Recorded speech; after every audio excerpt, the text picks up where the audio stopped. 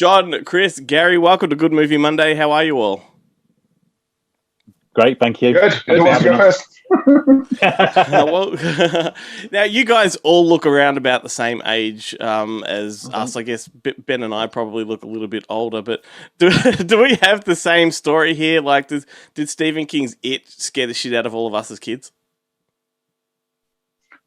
Yeah. Who wants to go first? Yeah. This is always that awkward thing, isn't it? Because I haven't got the multi-screen going on.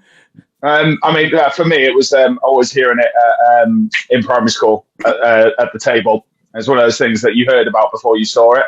And then when you saw it, you can see why everyone was talking about it at the dinner table in primary school. I remember it being on, I think it was on Sky Television over here. It was on 2 nights. I remember it obviously vividly, the premiere of it, and watching it with my nan and just absolutely loving it. And then she bought me the VHS about a year after, I think it came out then. So it just, anything with Tim Curry back then for me, and obviously a scary clown, was perfect. Yeah, I think for me it was seeing the spine of the VHS in the video store before even seeing it, and it was just Tim Curry as Pennywise with his sort of like deadpan expression, and I remember that caught my attention. I was like, man, what is that? Freaked me out.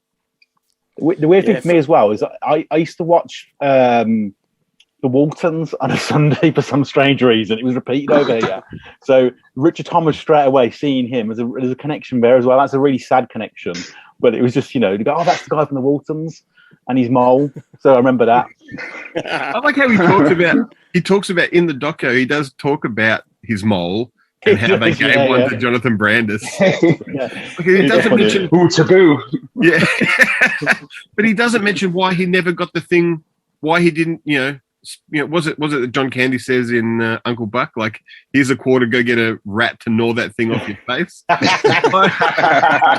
Why didn't he get rid of it? I often say that to Chris about his face in general, but, it cost more than a quarter. I think it became a bit of a trademark for him, didn't it, as well, really? He was known for it, wasn't he? Sounds that how you can be known for a mole, but he was known for it. Like, I get it with Cindy Crawford. Like, she was known for that mole, but Richard Thomas's mole was... Like, he's got it in, like, size, like, Battle Beyond the Stars and stuff. And you're like, what? Yeah. They can't get rid of the mole? This has become... Sorry, just me getting very upset about Richard Thomas's mole. Molly. Yeah, that's Molly. That's what I was thinking. Well, John, individually... Sorry, John's got a mole, haven't you, somewhere, John? I do, but I can't show it. I can't show it to you right John. now. Oh, no, it's you, definitely. Yeah, okay. Show me later. So individually, the three of you are like all seasoned creators of retrospective sort of behind-the-scenes documentaries. How did your worlds all come together? I guess for Chris and Gary, you'd been working together first for a long time?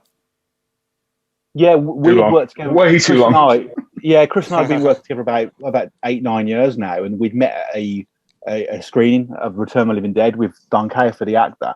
Chris came along to that and we became friends, really, and Chris got involved with the business. And then I got Chris on board for Leviathan as a researcher at first, and kind of like, some odds and sods, wasn't it, Chris? I think it was, really. And then Chris muscled his way in and booted out the director, and then Chris became a director. But that's a legal story we can't get into. But really weird with John was I spoke to John. I mean, John will probably verify this in a minute. I spoke to John. I think he messaged me about some information he wanted on fair use and documentaries, because we did on Leviathan. We'd used quite a lot of obviously footage in that. And then I remember we were discussing doing Pennywise, and then John posted a picture, I think, of a balloon. So it was you, John. Mm-hmm. And I thought, little shit. He's not doing that. And we want to do it. And then we kind of just connected, John, didn't we? And I remember we had a conversation or something. Yeah, that's how it happened. Yeah, I was trying to figure out, like, so we had done a documentary about Pet Sematary, and then I was sort of, my partner on that project had kids and didn't want to do another film. So I was thinking about what I could do next, and always wanted to do the miniseries. And I think Gary and Chris had gotten to know Bart Mixon from the RoboDoc, their RoboCop documentary. And Bart has this amazing archive of stuff from all of his films, including It. So I think that sort of planted the seed for the guys. And then we just sort of connected.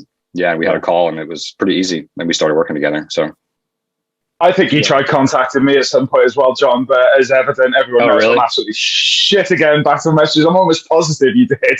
And then I was like, I've got to get back to that guy about it. And then it was just like, I was like, I've just spoken to this guy about it. And I was like, oh, fuck yeah. I remember, Chris, you telling me that some weirdo had messaged you about it and you're ignoring him. So I remember happening correctly. Yeah. Sounds about right. Thanks, Gary. Just put it all out now. But yeah, it just happened really nice like that. And I think me and John had a conversation online. We think we had a phone call. I'm sure we did. It was quite a long phone call. Mm-hmm. And we just it snowballed from that really. And obviously, we'll go into it, but John was instrumental really in getting obviously key members of the cast on board. And once they were on board, it just got bigger and bigger, the project. Well, I'm glad you said that because I was about to ask you about wrangling so many of the original cast members there. Can you just talk us through some of that process? I'm guessing it was a bit long and arduous, but was anyone reluctant? Did anyone refuse? Yeah, I mean, we had people that refused, Annette O'Toole and maybe one or two others, but by and large, people were, I'm sure Chris and Gary can speak to this too from their other projects. That once you get a big name attached, and for this, it was Tim Curry. Once you can approach people and say, hey, we want to do this documentary. We'd like to have you involved. We've got Tim Curry on board. People then tend to kind of fall in line and it becomes easier to get people. But that was, what do you think, Chris? That was like a year of sort of like nurturing that. That I think. Oh, God, yeah. Tim, I mean, particularly Tim, yeah. Sorry, Chris. I just remember, sorry for interrupting, because I remember people telling us we couldn't get Tim and we would never have Tim as well. I remember people saying that to us. I think when we got him and that confirmation came through, it was just like, it was cloud nine for everybody because, as you said, open the floodgates for them. Because if you've got Tim Curry on board the project, he's never spoken about before. People are going to want to come on board then, and they just, obviously, Tommy Lee Wallace came on. Obviously, Bart was already friendly, but it was. And I remember it being a long, long process before we even announced who was involved. It's a bit of a regular occurrence we find across doing all these kind of things that. You get, one or two people. I mean, Bart Nixon, who, again, he was incredibly instrumental, as John's alluded. That guy's just got an archive to end them all in terms of all the films he's worked on. So we had a few people, but you normally do find with these projects is sometimes people are reluctant if you haven't got the head honcho. And it's probably like a respect thing or something, but it was like once we got Tim, I think we were all dancing on that one, weren't we? Yeah, I think we were really lucky as well because on our other projects, we did Leviathan, the story of Hellraiser, and we struggled to get Clive, and it was to and fro, and then Clive couldn't do it because of his health, and Ashley didn't want to do it, and we got some criticism for that. But it was annoying because we tried every single avenue to get those people. We did RoboDoc, obviously Peter Weller. It's taken us 6 years to get Peter Weller to come on board, and we finally got him after 6 years and 100 other people being on board. But getting Tim virtually straight away. That just cemented the project really. It meant we had to do it. Once we had him, this kind of like idea that we had, and kind of sometimes these ideas come to fruition, sometimes we don't. We didn't have a choice then. We had to move forward because we had Tim confirmed for a shoot in LA in the summer, and was like, bugger, we got to do this.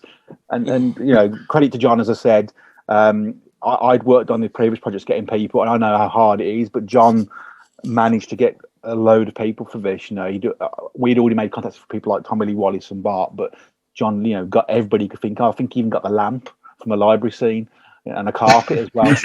I was going to say, like Glenn and I actually joked beforehand that if a kid walked past the set and farted during production, you managed to get like it was. We did, yeah. I mean, it's probably in the documentary. There's probably about 20 people who aren't in the documentary. They're in the bonus features because we got so many people. But what I like about that is we did it on, I said, repeat myself about Leviathan. And people go, why are you getting all these people? Why are you getting the clapper loader? Why are you getting the script supervisor?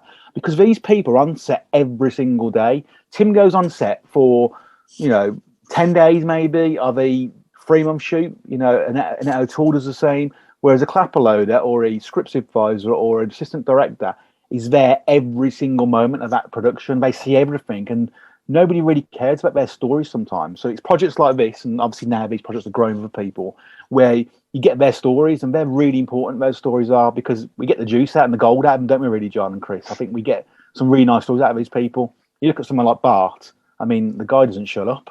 So, but that's really good for us because he just got so many stories.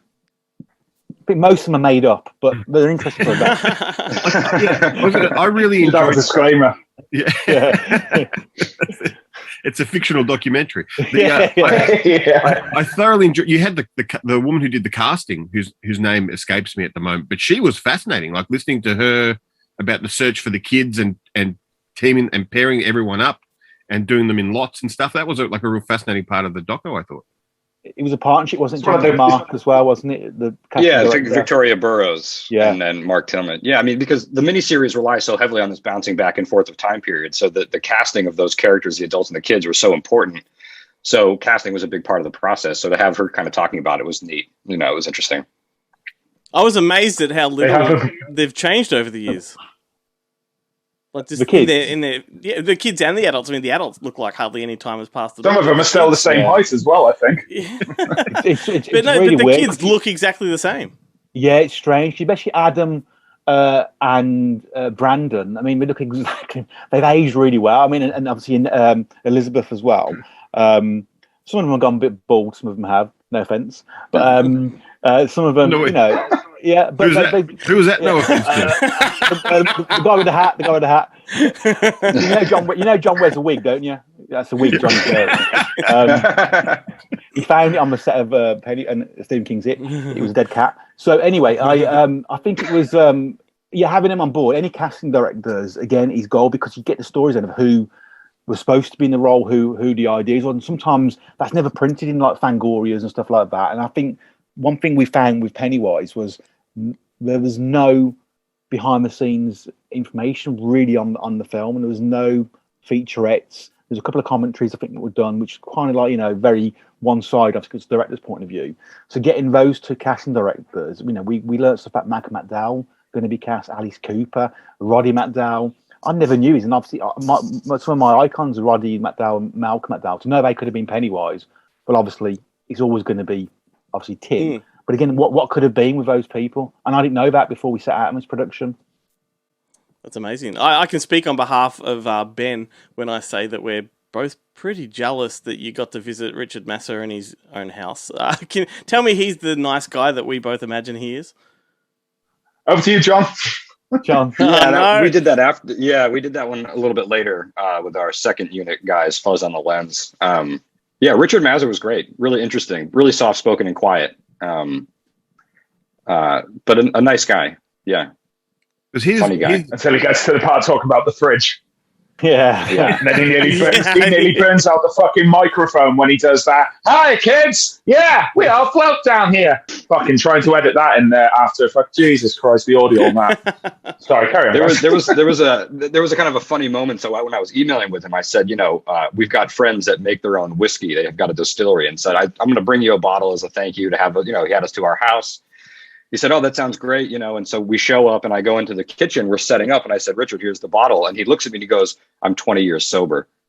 And it was like, it was so awkward. And he was like, "I'm going to give it to my wife. Thank you." And I just kind of that Homer Simpson gif, like going through the hedges. I was just like, it was very awkward. You caught him and necking it in the corner then, didn't you? I'll tell you one who I thought was brilliant, and I know it's a bit cliche to say, was Tim, because we were invited to Tim's house, and it was I remember us being really nervous about going to Tim's house. I think it was the second day we were shooting Tim. We had one day just to shoot him. We'd been shooting in the studio, the other people, and we were all arguing and panicking, and we went to go and buying a bottle of wine and kind of stuff like that. And you build up this kind of thing, that he's going to be nasty and he's going to be horrible, because even though he's not that kind of person, but you just think it. And we got there and we was waiting in his living room, and we had a spread out for us as well, which never ever happens on these shoots. We had, cakes and coffees and that, just waiting, a big spread. And again, me and Chris and obviously John have done probably over 200 interviews. You never ever get that off anyone, so it must be being a Brit maybe. And then he comes out and he was just so gracious and funny, and I think straight away the kind of tension was gone.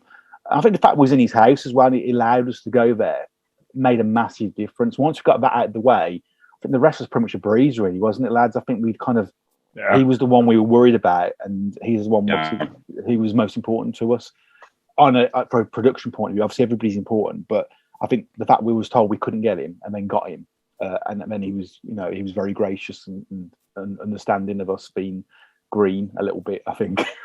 And yeah, that's It's always good to hear those stories. Good Movie Monday is made possible with help from Kaiju Beer. Unashamedly intense Australian craft beer. I think with all of the talking heads that you've got in the film, I think not having Stephen King's presence serves the film so much better, because I don't think it distracts. Because I think having him there might have distracted a little bit. I'm wondering, though, did you try and get him? Obviously, I'd assume you would have. But for me, it feels so natural not having him there that I kind of wonder. John? Yeah, we tried to get him. And I tried to get him for the Pet Sematary doc, so I'm 0 for 2. But I don't think it takes away, like you said. I mean, no, I think I thought it really worked with that archival footage. I think as well, because as much as it's Stephen's original work, it's Tommy's film, and it is Tommy's film and Lawrence's as well, Larry Cohen, sorry. And I think he's important to be in it, but I don't think other than having him interviewed, I'm not just saying this now because, in retrospect, but he would have contributed for the beginning part, obviously, about the book and the writing. That would have been probably it then, because it's about the movie then, and it's about the interpretation of Tommy and the interpretation of Larry and the interpretation of Tim and the casting and obviously the kids. So I think it's that kind of worms thing, isn't it? Yeah, it would have been. I think if you'd ventured down. I mean, that's one thing in terms of like the narrative, after all this time we were all going back and forth on, the narrative kind of gradually evolved, which have all luckily kind of translated into the special features now. But there's so many angles you can look at it and Pennywise. You can look at, origins, the story, the miniseries itself, the stuff that we all know that followed afterwards, especially recently. That would have just we're currently, 2 hours, 5 minutes. That would have probably made the documentary at least double that. And you've got to that's the thing we're learning as we go along as well, is where you've got to kind of try and almost like draw the line a bit. And that even meant like excising some of the players for this documentary, which actually have fortuitously now, big word for me, ended up making like really nice bonus features, like the extras and everything like that. So as I think one of you guys had just said, you're absolutely right. Going through the edit and having that archive stuff, which was fantastic, because that main footage we got of him doing a lecture that was donated to us, which John had sourced from a university. And it really helps you want to talk a bit about the origins, but like that's virtually cleared up, in that really nice little anecdote before the credits have even started. And then that's as far as you can kind of go really with Stephen King's initial involvement, at least. I agree. Yeah. Well done, Chris. And thank you. And no one in the film really references, like you just alluded to, no one really references the 2017, 2019 films, which makes sense because you're not talking about that one. But was that a concerted effort to keep it out, or was there a point in time where that was in? I think we discussed it. I think at the time it hadn't come out. It was obviously we'd already seen what Pennywise was going to look like. We'd already seen the obviously images of Bill as Pennywise, and we'd seen the trailer and whatnot. I know. I think John went to go and see it not long after in September. I think the premiere. I think we didn't want to go down that route of this was a celebration of the original film. I think going towards obviously then the remake, which again a lot of people love. People still obviously love Tim Curry's interpretation. I just think we took away from the documentary. We're doing it in RoboCop as well. We haven't looked at the remake either of RoboCop for the same reason. If you're celebrating the original film, it just takes up a lot of screen time then, interviewing people just, for something which is not actually relevant. I think we had asked the question, didn't we? But it was more like an informal, so what do you think of what you've seen of the trailer? And it was interesting, but especially when you look at that footage now, when we're going through the edit, you're like, well, that's completely redundant because it's just people guessing like, oh, I think it's going to be good. Oh, it looks good. Which in the context, I think it would have dated the documentary too, because it hadn't come out. So it would have. I think the doc as it stands now is more evergreen. I think had we included commentary about what people thought of the remake, it would have dated it really fast. 100%. Yeah. So I have a question for Chris, and then maybe John, you can take a stab at it. Can you tell us about having a co-director? Like, how did that work, and was there any sort of conflict or struggle to give up that autonomy? Especially transatlantic co-directors. Yeah. Yes, I was the referee in between these two. I know we've had our hairy moments, and I'm happy to say that now because we're well over it and past it. But at times it's a bit of a struggle. It wasn't so much in terms of like, I think we all unanimously, and why it sort of took as long as it did. And I will say this now, I genuinely believe where it's got to and what time we've brought this out has worked in favour of where we've all come from. What we could have produced, some years ago was not what we would have produced now. So we all struggled a little bit in that respect. To be honest, we had a lot of bonding moments, John and I, because, and thank God he is on the other side of the pond to us, because, I think there was one stint we did virtually together a 24-hour run from something like, for me, 6 a.m. till 6 the next morning, trying to get the documentary ready for its premiere at Sitges in Spain. So to be honest, that was really handy because it's where John and I really came into our own, because we had to do this mad scramble of getting everything in place and everything correct. John was able to do the kind of the admin, the organising, and what pictures you need, what photos you need, what videos, as I was doing the edit. So where it's like 4 o'clock in the morning for me, it was something like about 10ish, if I'm right for you, John. So we definitely, I feel like we both went through the trenches, especially in that last hurdle. Whereas we all, I don't know, just with the gap and everything between us all, I don't know, it was just times where, because we have got obviously the main editor on this, Nick. And then I kind of took over towards the end, basically, to kind of work on things like animations and just kind of final cosmetic tweaks. But yeah, we the last thing really was kind of working through, I guess, what was it, the legal side, where we had a bit of a shock to the system. Where it's like, yeah, no, you can't use that, change that. And you had to really think outside the box. And that was in the span of a couple of days, really, to get that ready for the festival. So it was strenuous, but it was, like I said, a very, very much a bonding moment. So I'm very glad I had John there. Even if he wasn't co-director, would have still been doing that, if that makes sense. So, yeah. Does that kind of give you an answer? It does. Yeah, for sure. John, do you want to add to that?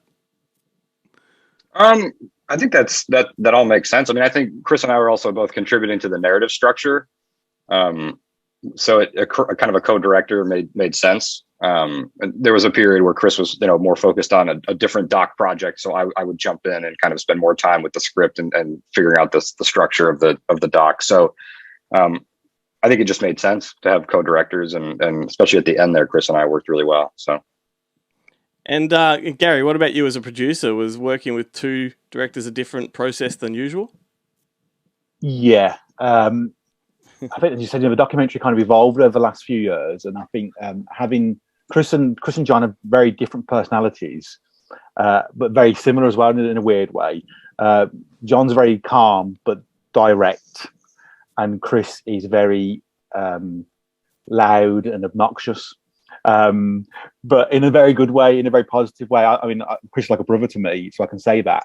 But it was a very weird balance, because I'd have Chris going off on 1 minute and John going off in a different way. But I think they worked together. I mean, we had some rough patches, but I think it worked because you had John, who's very kind of story focused, very much about, he wants all the kind of I's dotted and the T's crossed.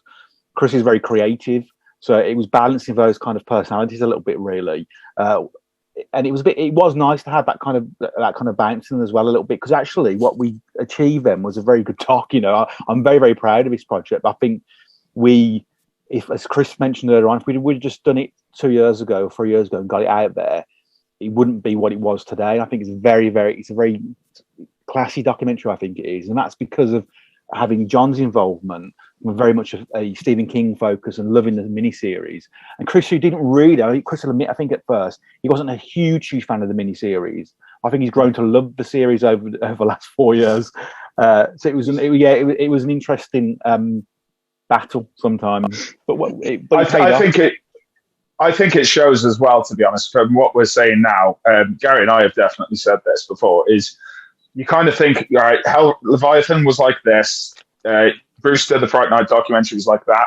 Pet Sematary is like that. And what we've established is it really is like, it feels like you can see the 2 stars, at least I can anyway. Yeah, see, right. It's half the Fright Night documentary and half the Pet Cemetery. You can sort of see the personalities behind it, I guess, is what I'm trying to say. And that's what's really nice. And I think it has turned into a classic documentary. And I'll admit now, an initial trailer, which I'll throw my hands up, I sort of had finished cutting a few years ago. I watched that as reference for a new trailer we've cut for it just recently. And fuck me, it's amateur hour. And I'm happy to admit that myself now. I genuinely look at it and I'm like, what the fuck was I thinking? It really looks like something cobbled together by a college student or something. And so that's why I'm just I really appreciate that, yes, it has taken us a while to sort of let this see the light of day, but it's given us that time to evolve as filmmakers, to actually churn out something a lot better than it would have been had we just rushed it, if that makes sense. Yeah, I do want to give some credit to Hank Stars and Lawrence as well, because getting them on board 2 years ago, or 18 months ago, maybe it was, John, 2 years, I think, they've helped shape it. Because I think, as we said before, when you've got two directors, one who's very creative and a lot of flair, and the other one who's very, he wants information, and he wants it to be really kind of detailed, and he wants the viewer to get the best possible project. What you end up doing then is having a long documentary, and actually having Lawrence and Hank come on board saying, no, it's got to be 100 minutes, 120 minutes. It's got to be this. You've got to remove this. This is not relevant. Having an outsider come in, because when you involve it and you do the interviews, and I was there as producer of the interviews, you do get attached to the project, and you get attached to the people, and you go, it's not fair cutting so-and-so because that person's really good. But actually having Hank and Lawrence come on board made a massive difference to us. And again, that's been a battle. That's two other people who aren't part of our little crew who come on board, who have obviously got good pedigrees themselves. It's been a massive learning curve, this project, but I think it's kind of really shaped up the way we're going to look at things in the future, how we're looking now at the Icon documentary, Robert England, how we're looking at Police Academy, how we're looking at a RoboDoc. And that's obviously a lot of stuff we've learned from this project. Awesome. So to answer your question, they're both irritating, Chris and John. Oh, you've spoken there about a few things you've got sort of bubbling away in the pipeline as well, and we would love to sort of maybe get you back and talk about those at another time. But we're about to wrap this up, but I wanted to end on whether or not you guys have any favourite stories that you've taken away from this. One that I loved particularly was that moment where the spider is revealed to the cast members, and John Ritter starts by saying, like, this is not what we agreed to, this was not in the script, and then he says, it's fucking awesome. That was a great moment. Do you have any favourite moments from stories that were told? I mean, Bart's a very good raconteur, Bart Nixon, so all of Bart's stories are good, but I really liked John, I'm going to forget his name now, who played the dad, Frank Turner. I really like Frank. I don't know what it was about Frank. He was like your uncle, Frank was. I remember we were waiting outside for him in Canada, and when he came dotting along, this little man, and it's like he's such a nice, big embrace straight away. And I think his stories about obviously the meaty worms being glued to the face, and that kind of stuff, and how he embraced it really, because I think he was known for being kind of like a different kind of character actor. And when he became obviously this real nasty piece of work, I think his bond with Beverly was quite nice. I think we've got quite nice stories out. I just liked him. I really like, for some reason, I kind of really like Frank. So it's not a great answer to you, but I just, you kind of like, you just like people. So that's my one. Obviously Bart's stories as well. Awesome. What about the other two? What about you, Chris? Do you know what? I'm really struggling. I mean, we had some in terms of one interview he was great. Chris Eastman, who played Belch. It's going to be cigarette as well with Tim. Your cigarette with Tim is going to be a good story. I cherish that. John's got a photo. Yeah, I got to have I was really surprised that Tim smoked. I'm like, that's really bad for your health. But he, we both had a Marlboro out in his back garden, which was really, really cool. And so obviously I'm just trying to spin lyrical on things like, the UK and where I'm from, which is in Wales. And he's like, yeah, I've been there. I did a theatre performance there once. So that was really, really cool. Another thing, I suppose, it's not funny, but it was somewhat of an eye-opener, is that we, of course, what's different to, I think, everything else we've done so far is Dead Mouse. And John was really campaigning, and that might have been where there was some sticking points amongst all of us in terms of time, was actually going to visit the locations. And especially in hindsight, and my God, in terms of like what use it's proven, especially in regards to legal restrictions we've had, on using copyright material, the B-roll footage we captured in Vancouver, and where we got to visit, like, can't say it without laughing, Beaver Lake, but going to all the locations was absolutely phenomenal, and really sort of, I think, worked well within the documentary, because that was one of those last minute things at the end, wasn't it, John? The intro to the Vancouver section, where we were able to utilize the footage we shot with, like, kind of the ghostly voices of the characters from the scenes where those locations took place. So I think that was one of my favorite things. I'm sure there's going to be much better things I could spin out, but I'm drawing a blank at the moment. So over to you, John. I mean, I think it's kind of a cheat answer, but I think anytime people we interviewed talking about things not related to the miniseries, I thought was really interesting. So like Tim Curry talking about his experiences with clowns. I mean, that was a pretty meta, here we are interviewing Tim, who played Pennywise, talking about seeing clowns at the circus when he was a kid. I thought those moments were really interesting, and the clown section I think is like one of my favorites in the doc, because it's hearing people talk about their experiences and their fears, or maybe they weren't afraid of clowns, gives the viewer something a little bit different. And so those like non-mini series moments in a way were kind of some of my favorites. Yeah, awesome. Well, I think Pennywise, the story of it is like a really awesome documentary, and people watching this or listening to this should definitely find it on social media, follow it, keep up to date with what's going on with it, and check it out at the Monster Fest weekend, right, Ben? Or see it at Monster Fest, yeah. I was coming to that. But guys, thanks so much for your time. It's been great chatting with you, and hopefully we can do it again with an upcoming project. Thank you. Thanks, man. Wicked. Thank you, boys. Thank you. Cheers.